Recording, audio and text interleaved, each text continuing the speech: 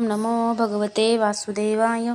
तर आपण श्रीमद भागवत महापुराण पाहत आहोत आणि त्यातील हा आपला चौथ्या स्कंदातील अध्याय 30व्या अध्यायामध्ये आपण प्रचेतांना भगवान श्रीविष्णूंचे वरदान पाहणार आहोत.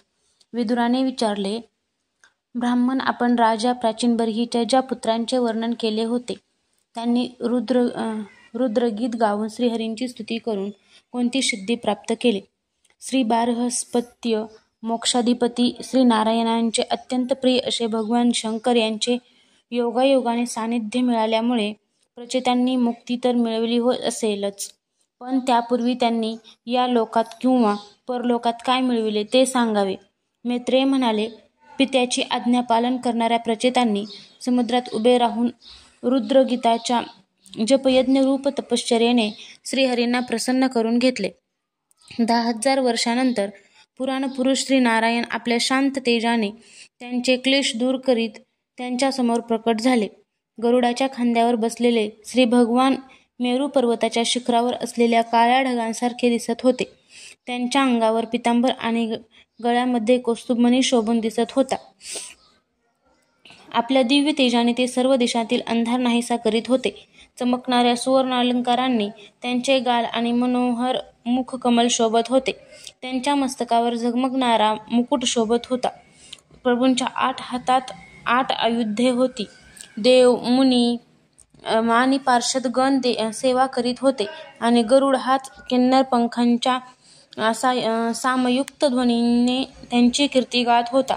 त्यांच्या दीर्घ व पुष्ट 8 हातांमध्ये लक्ष्मीबरोबर स्पर्धा करणारी वनमाला विराजत होती. आदिपुरुष श्री नारायणांनी येऊन शरणागत प्रचेतांकडे दयादृष्टीने पाहिले आणि मेघाप्रमाणे गंभीर वाणीने ते म्हणाले. श्री भगवान म्हणाले, राजपुत्रांनो, तुमचे कल्याण असो. तुमचे आपापसात मोठे प्रेम असल्यामुळे तुम्ही सर्वजण एकाच धर्माचे पालन करीत आहात. तुमच्या या प्रेमामुळे मी प्रसन्न झालो आहे. वर मागा. जो मनुष्य दररोज सायंकाळी तुमचे स्मरण करील त्यांचे आपल्या भावांशी स्वतःवर असावे तसे प्रेम राहील. तसेच सर्व जीवांच्या बाबतीत मैत्रीचा भाव निर्माण होईल.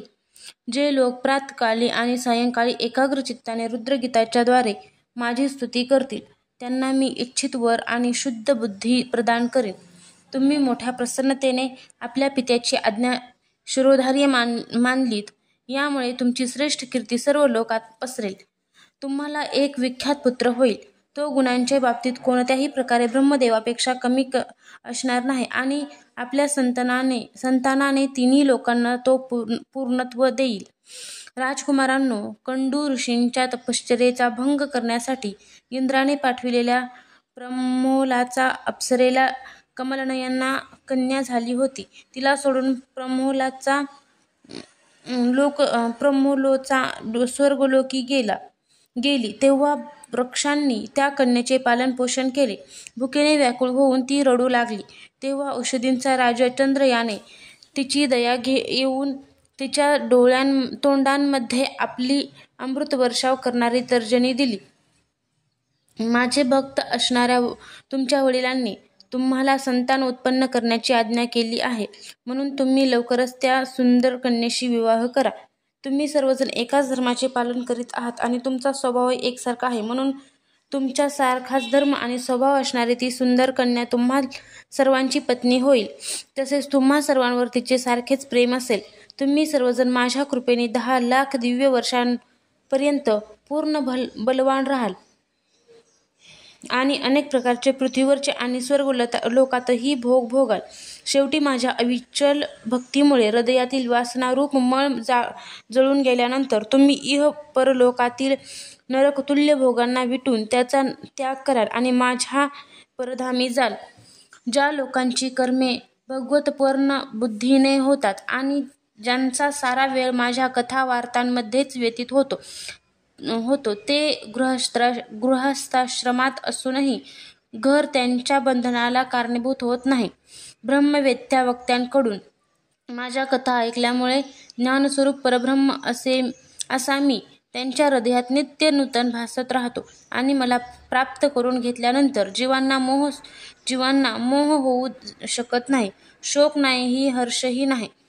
मैत्रेय म्हणतात, भगवंतांच्या दर्शनांमुळे प्रचेतांना रज तमो गुणांमुळे उत्पन्न होणारा मल नाहीसा झाला होता. सर्व पुरुषार्थांचे आश्रय आणि सर्वांचे परम सहृदय श्रीहरी त्यांना म्हणाले. तेव्हा ते हात जोडून सद्गदित वाणीने म्हणू लागले. प्रचेता म्हणाले, प्रभो, आपण भक्तांचे क्लेश नाहीसे करणारे आहात. वेद आपल्या श्रेष्ठ गुण आणि नामांचे निरूपण करतात. आपला वेग मन आणि वाणींच्या वेगापेक्षाही अधिक आहे. तसेच आपले स्वरूप सर्व इंद्रियांच्या गतीच्याही पलीकडचे आहे. आम्ही आपल्याला वारंवार नमस्कार करीत आहोत. आपण आपल्या स्वरूपात स्थिर राहत असल्याकारणाने नित्यशुद्ध आणि शांत आहात. मनरूप निमित्त कारणामुळे आपल्यात आणि आमच्यात आम्हाला खोटाच द्वैताचा भास होत आहे. जगाची उत्पत्ती, स्थिती आणि लयासाठी आपण मायेच्या गुणांचा स्वीकार करूनच ब्रह्म, विष्णू आणि महादेव ही रूपे धारण करीत आहात. आम्ही आपणास नमस्कार करतो. आपण विशुद्ध सत्वस्वरूप आहात. आपले ज्ञान संसार बंधन तोडून टाकते. आपणच सर्व भक्तांचे भागवतांचे प्रभू वासुदेव नंदन भगवान श्रीकृष्ण आहात. आपणास नमस्कार असो. आपल्याच नाभीतून ब्रह्मांडरूप कमळ प्रकट झाले होते. आपल्या गळ्यात कमल पुष्पांची माळ शोभून दिसत आहे. तसेच आपले चरण कमळाप्रमाणे कोमल आहेत. कमलनयना, आपणास नमस्कार असो. कमल पुष्पातील केशराप्रमाणे स्वच्छ पितांबर आपण धारण केलेला आहे. आपण समस्त भूतांचे आश्रयस्थान आहात. तसेच सर्वांचे साक्षी आहात. आम्ही आपणास नमस्कार करीत आहोत. भगवान, आपले हे स्वरूप सर्व दुःखे नाहीसे करणारे आहे. अविद्या आणि स्मिता, रागद्वेषादी क्लेशांनी त्रासलेल्या आमच्यासमोर आपण हे प्रकट केले आहे. यापेक्षा अधिक कृपा कोणती असणार?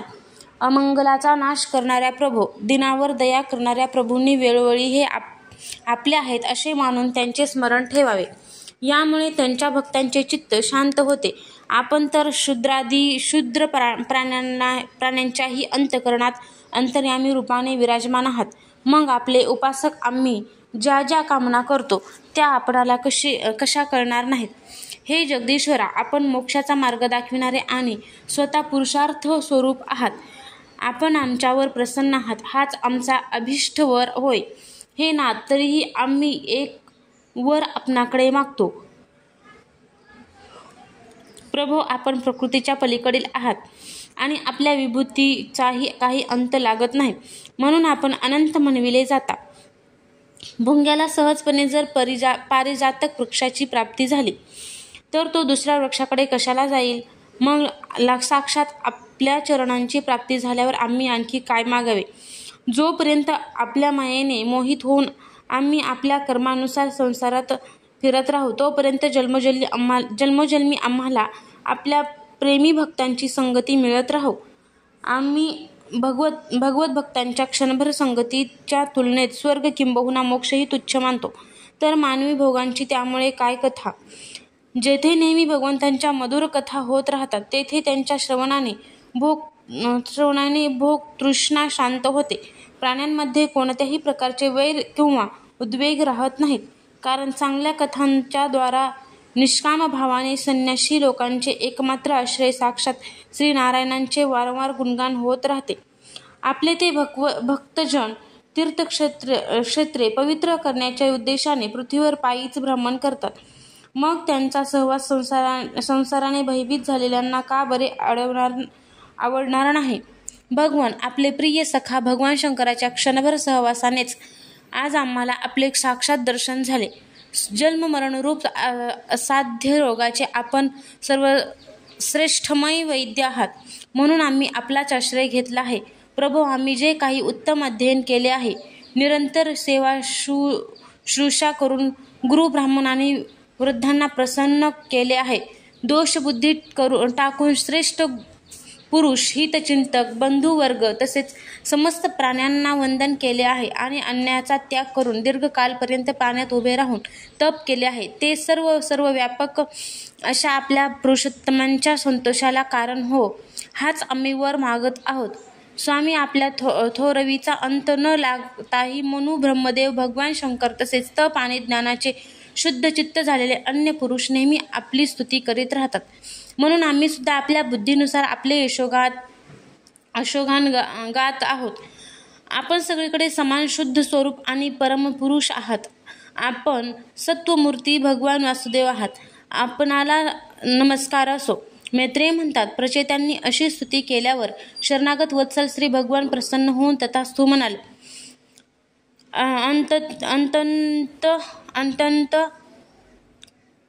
अनंत सामर्थ्य संपन्न श्रीहरींच्या दर्शनाने प्रचेतांचे डोळे तृप्त झाले नव्हते. म्हणून त्यांना ते जावेसे वाटत नव्हते. तरीसुद्धा ते आपल्या परमधामाकडे गेले. यानंतर प्रचेतांनी समुद्राबाहेर येऊन पाहिले की सगळ्या पृथ्वीला उंच उंच वृक्षांनी वेढले आहे. जणू काही स्वर्गाकडे जाणारा मार्ग रोखून धरण्यासाठीच ते इतके उंच झाले होते. ते पाहून वृक्षांवर अतिशय रागावले. तेव्हा पृथ्वीला वृक्षवेलींनी रहित करण्यासाठी काळाग्नी रुद्र जसा प्रलयकाली सोडतो तसा प्रचंड वायू आणि अग्नी त्यांनी आपल्या मुखातून सोडला. ब्रह्मदेवांनी पाहिले की ते सर्व वृक्षांना जाळीत आहे. तेव्हा ते तेथे आले आणि त्यांनी प्राचीन बर्हीच्या मुलांना युक्तीने समजावून शांत केले. यानंतर जे काही वृक्ष शिल्लक होते त्यांनी भिवून ब्रह्मदेवाच्या सांगण्यावरून ती कन्या आणून प्रचेतांना दिली. ब्रह्मदेवाच्या आज्ञेनुसार प्रचेतांनी सुद्धा त्या मारीषा नावाच्या कन्येशी विवाह केला. तिच्यापासून ब्रह्मदेवाचा पुत्र दक्ष याने ब्रह्मदेवाच्या आज्ञेनुसार प्रचेतांनी सुद्धा त्या मारीषा नावाच्या कन्येशी विवाह केला. तिच्याच पासून ब्रह्मदेवाचा पुत्र दक्ष याने महादेवाची अवज्ञा केल्यामुळे आपल्या पहिल्या शरीराचा त्याग करून नवा जन्म घेतला. जेव्हा कालक्रमानुसार पूर्वसर्ग नष्ट झाला तेव्हा याच दक्षाने चाक्षुष मन्वंतर आल्यानंतर भगवंतांच्या प्रेरणेने आपल्या इच्छेनुसार नवी प्रजा उत्पन्न केली. यानंतर जन्म होताच आपल्या कांतीने सर्व तेजस्वी लोकांचे तेज हिरावून घेतले. कर्म करण्यामध्ये हा अत्यंत दक्ष होता. यावरून त्याचे दक्ष हे नाव पडले.